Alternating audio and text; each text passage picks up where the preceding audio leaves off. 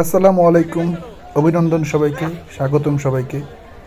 আজকে গিয়েছিলাম আমরা হাঁস, মুরগি, কবুতর, মাছ, কচ্ছপ এই ধরনের বিভিন্ন পোষা প্রাণী এদের মেলা বলতে পারেন, হাট বলতে পারেন, এমন একটা জায়গায় খুবই সুন্দর।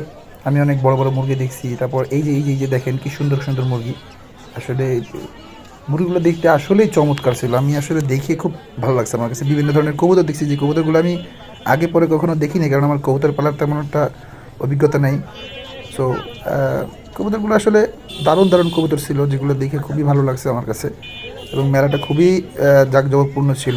এরপর আমি সামনের দিকে যখন আগাই তখন দেখি এক ভাই ময়না পাখি নিয়ে বসে আছে, তার কাছে ময়না পাখি ছিল। ভালোই একটা প্রাইস চাইছে, 14,000 টাকার মতো। টিয়া পাখি ছিল। বিভিন্ন ধরনের পাখি নিয়ে এসে বসছে। দারুণ লাগছে ময়না পাখি, শালিক পাখি। এরপর চলে যাই আমি কোয়েল পাখি, তারপর এই যে আরেকটা মুরগি